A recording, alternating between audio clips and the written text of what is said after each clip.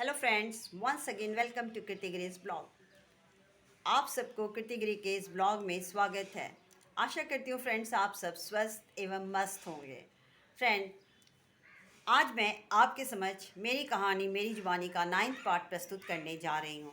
और ये बता दूँ कि मैंने काफ़ी गैपिंग के बाद ये वीडियो बना रही हूँ, क्योंकि मुझे शुगर हो गया था और डॉक्टर ने मुझे प्रिस्क्राइब किया था शुगर्स की टैबलेट्स, जो मैं नहीं खाना चाहती थी। और मैंने डॉक्टर को बोला at least give me 40 days time कि मैं एक्सरसाइजेज वॉकिंग वगैरह करके मैं शुगर कंट्रोल कर सकूं। तो डॉक्टर थोड़ा अनसेटिस्फाइड हुआ और उसने बोला ट्राई करो। तब फ्रेंड इन 40 डेज़ मैंने वॉकिंग एक्सरसाइजेस वगैरह करके कंट्रोल हुआ। उससे भी ज़्यादा समय लग गया। अभी शुगर ठीक है, नॉर्मल है। फ्रेंड, इसीलिए मैंने वीडियो बनाने में मेरे को लेट हो गया। और आशा करती हूँ आज मैं जो टॉपिक डाल रही हूँ अपने वीडियो में, जो कि मैंने फ्लैट खरीदते वक्त मेरे को झेलना पड़ा, बहुत बड़ा प्रॉब्लम झेलना पड़ा। और मैं आपके साथ इसीलिए ये शेयर करना चाहती हूँ कि मेरा जैसा कोई फ्लैट ख़रीदने के बाद परेशानी में ना पड़े। और मैं बिल्कुल अकेली थी, तो मुझे भी अभी भी मेरे को वो दिन याद आता है फ्लैट ख़रीदने के बाद मैंने क्या क्या प्रॉब्लम फेस किया। तो मैं बहुत दुखी हो जाती हूँ कभी कभी, और मुझे काफ़ी मेहनत भी करना पड़ा अपनी इस प्रॉब्लम को सॉल्व करने के लिए। सो फ्रेंड, आई होप आप लोग को आज का वीडियो ज़रूर पसंद आएगा। I am requesting you all to please like और कमेंट ज़रूर कीजिएगा, और नए व्यूवर्स जो भी आ रहे हैं प्लीज़ सब्सक्राइब ज़रूर कर दीजिएगा। Now let's start. मैं फ़्लैट खरीदूँगी बोल के बहुत दिन से सोच रही थी, और 2018 में मैंने एक ब्रोकर को बोला कि मेरे लिए फ्लैट देखो और तुम्हारा जो रेट होगा वो मैं तुमको दे दूँगी। ये बोली मैंने उसको। और मैं उस वक्त कलकत्ता में नहीं रहती थी, मैं आउट ऑफ स्टेशन जॉब करती थी। और एक बार वापस आए जॉब से वैकेशन में, तब उसने मुझे ये घर दिखाया, और ये घर मुझे अच्छा लगा, एक आदमी के लिए काफ़ी अच्छा है। तब मैंने ख़रीदने का सोचा, और मैं अपने बड़े भाई के साथ आई और उसे दिखाया फ्लैट, देखो ये कैसा है। तो उसने देखा, बोला एक आदमी के लिए ठीक है, लेकिन साथ साथ फैमिली मेम्बर्स ने मुझे ये भी कहा, एक अकेली के लिए क्यों फ़्लैट ख़रीद रही हो, क्यों पैसा वेस्ट कर रही हो, किसी फैमिली मेम्बर के यहाँ रह सकती हो। मुझे अच्छा लगा, सुन के बहुत खुश हुए कि हाँ they are supporting me so much. तो फिर भी मैंने सोचा एक ख़रीदने दो, अगर इन फ्यूचर अगर तुम लोगों को लगे कि मैं भाई बहनों के साथ रहूं तो कोई बात नहीं, मैं रेंट दे दूंगी फ्लैट को और अपने भाई बहन के साथ रह जाऊंगी।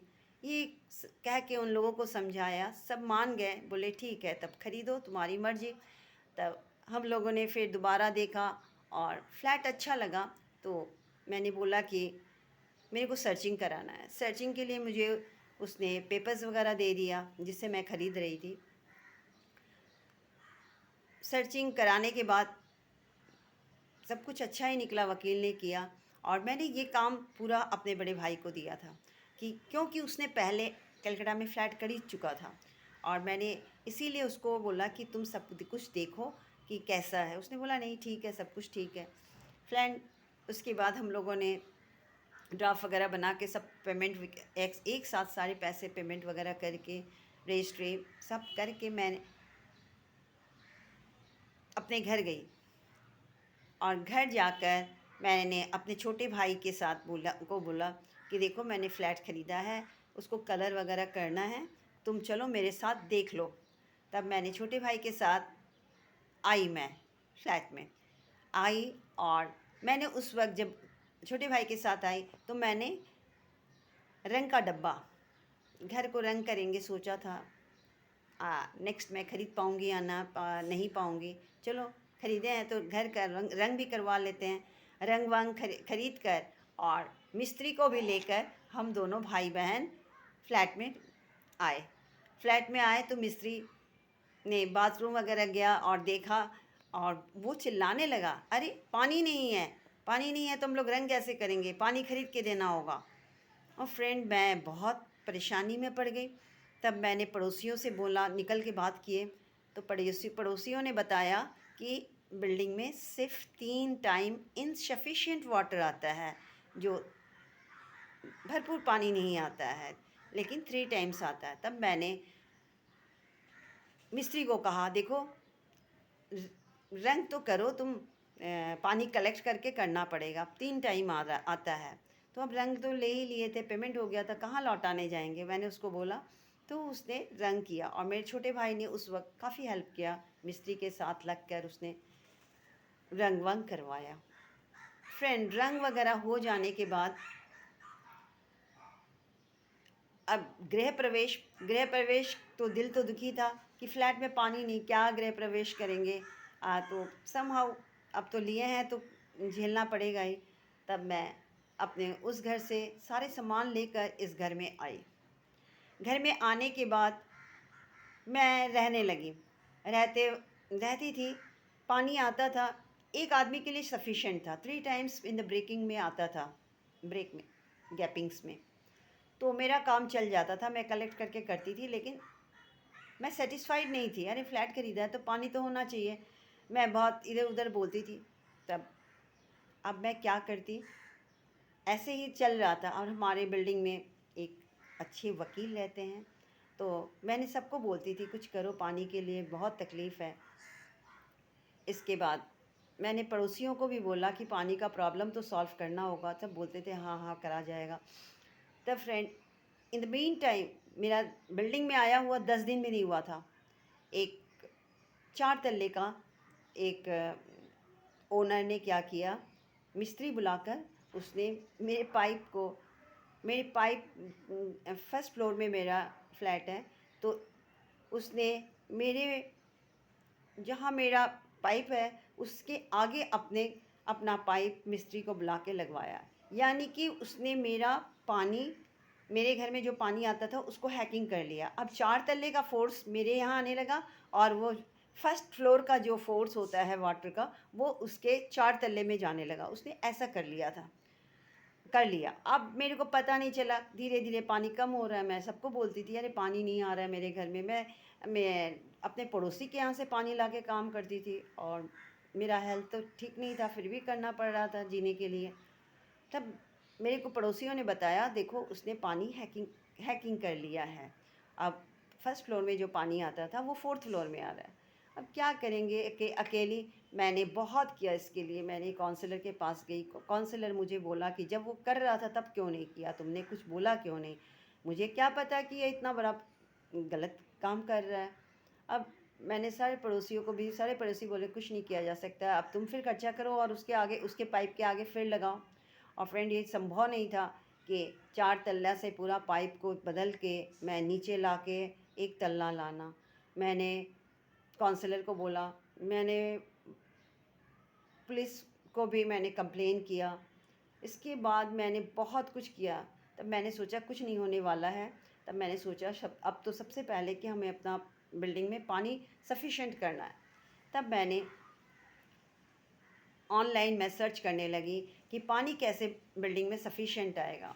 हाँ, ऑनलाइन मुझे मिला कि एक होता है म्यूटेशन, जिससे कि कॉरपोरेशन वाले को टैक्स देने के बाद वो लोग कुछ फेरुल वगैरह चेंज करके फनल चेंज करते हैं पानी का। उसके बाद पानी का फोर्स ज़्यादा आता है।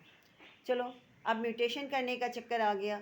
तब मैं ऑनलाइन सर्च करने के बाद कुछ पेपर्स वगैरह डाउनलोड किए, फॉर्म वगैरह, और मैं केएमसी ऑफिस गई। फॉर्म को भर के और अपनी दलील का पूरा जेरॉक्स लेके केएमसी ऑफिस गई। केएमसी ऑफिस में मेरे को क्या पता कि इतना तकलीफ़ होता है, इतना दिक्कत होता है म्यूटेशन कराना। मैं केएमसी ऑफिस में अपना फॉर्म वगैरह फिलअप कर लिया था। सब कुछ मैंने एज़ इट इज़, जैसे उसमें लिखा हुआ था ऑनलाइन में, वैसे तैयार करके मैंने काउंटर में जाके देने लगे। तो काउंटर में जाके जब मैं अपना फ़ाइल दे रही हूँ, तो केएमसी ऑफिस वाले बोलते हैं कि इतना आसान नहीं है म्यूटेशन करना। अभी हम बोले अच्छा तुम तो देखो, मेरा फ़ाइल तो हाथ में लो, देखो क्या है। तो उसने फ़ाइल हाथ में लिया ही नहीं, और उसने जस्ट एक नंबर होता है, उस नंबर को देखा और बोला कि नहीं, ये बिल्डिंग इल्लीगल है। तो मैंने बोला इल्लीगल कैसे हो गया भाई, मैंने तो बिल्डिंग को का सर्चिंग वगैरह सब करा के मैंने लिया फ्लैट, इल्लीगल कैसे हो गया।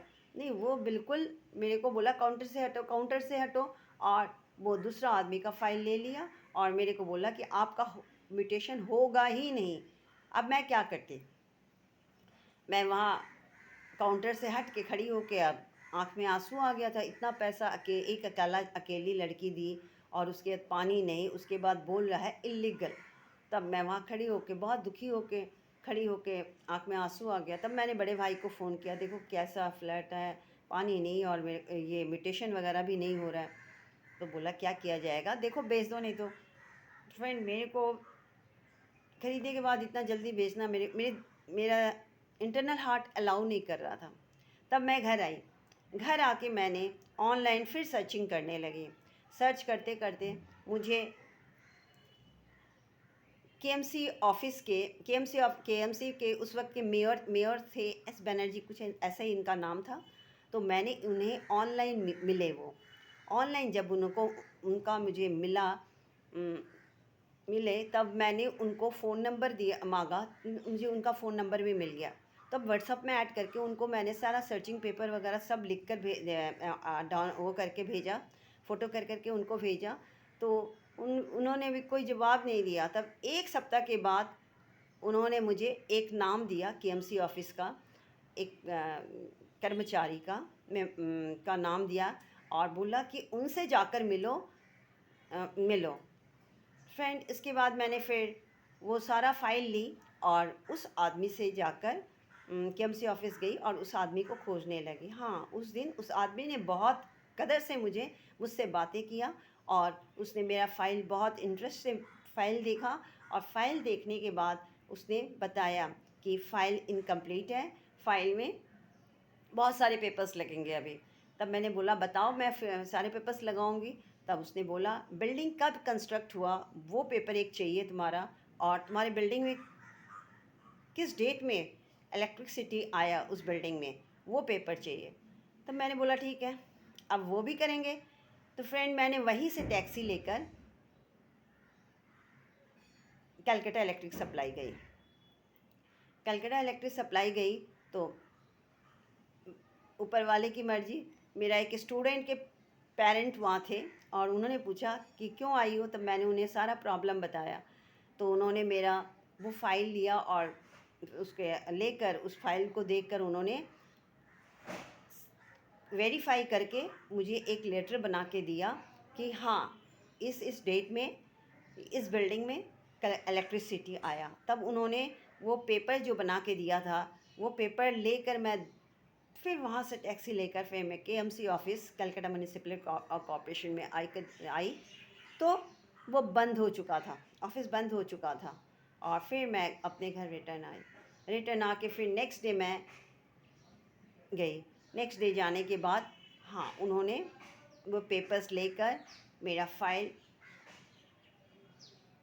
देखने के बाद बोला कि हाँ, तुम्हारा फ़ाइल, तुमने सारा पेपर्स कलेक्ट हो गया था, पेपर्स इकट्ठा हो चुका था, जो जो रिक्वायर्ड था, रिक्वायरमेंट कंप्लीट होकर फ़ाइल तैयार हो चुका था। और उन्होंने मेरा फ़ाइल बोला कि अब जाओ, आप काउंटर में जमा करो, 100 रुपीज़ ही लगेगा, ज़्यादा नहीं लगेगा। फ्रेंड, मैं काउंटर में लाइन लगा के गई केएमसी ऑफ़िस के काउंटर में फ़ाइल जमा करने के लिए। तो कलकत्ता के ऑफ़िस में ऐसा होता है कि चेयर में बैठ के ही बंदे ने मुझसे बोला कि क्या आप पैसा दोगी। हमने बोला जितना लगेगा उससे 1 रुपया भी ज़्यादा नहीं देंगे, हम बहुत दौड़ रहे हैं, पैसा नहीं देंगे और फालतू। हमारे यहाँ पे क्या है कि म्यूटेशन कराएंगे तो ब्रोकर के थ्रू कराना पड़ता है, पर करते हैं लोग, और मैंने ब्रोकर नहीं रखा था, मैं खुद ही कर रही थी। और ब्रोकर लोग के साथ उन लोग का सेटलमेंट रहता है, और उन लोग को ब्रोकर बहुत अच्छा पैसा देते हैं। और मैंने बोला मैं तो 1 रुपया भी नहीं दूंगी, मैं इतना खट रही हूँ, जितना मेरे को रसीद दोगे जितना का, मैं उतना ही पैसा दूंगी, इससे ज़्यादा नहीं दूंगी। और फ्रेंड, उसने ले लिया। उस दिन तो उसको फ़ाइल लेना ही था क्योंकि मेयर थे, मेयर का ऑर्डर था, तो उसने मेरा फ़ाइल ले लिया और 100 रुपीज़ का एक रसीद दिया। और जब मुझको रसीद मिल गया तब मैं अपने बिल्डिंग में आई। अपने बिल्डिंग में आकर मैंने डोर टू डोर हर एक दरवाजे पे जाकर बोला कि अपने दलील का ज़ेरॉक्स दो, मैं दौड़ रही हूँ म्यूटेशन करने के लिए, मैं आप लोग का भी कराऊँगी। और जहाँ पे ब्रोकर 4,000 लेता है तुम्हें 1 रुपया भी नहीं देना पड़ेगा। फ्रेंड, ये भी बहुत दिक्कत हुआ मुझे ये करने के लिए भी। ये भी एक अच्छा काम मैं कर रही थी सबके लिए, लेकिन समझने वाले कुछ गलत भी समझ रहे थे। कुछ ने तो दे दिया।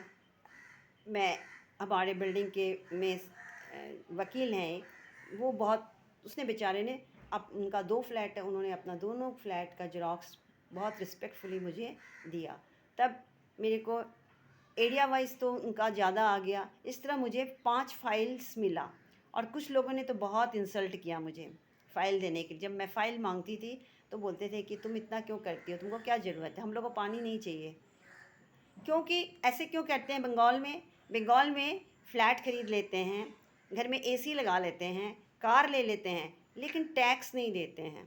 टैक्स का भी कुछ बेनिफिट्स होता है। वो कुछ चालाक लोग होते हैं, अपना टैक्स का पैसा बचा लेते हैं और बाकी बिल्डिंग के लोग कर लेते हैं, तो उसमें वो बेनिफिट्स उसको तो बेनिफिट्स मिल ही जाता है, वो यही करते हैं।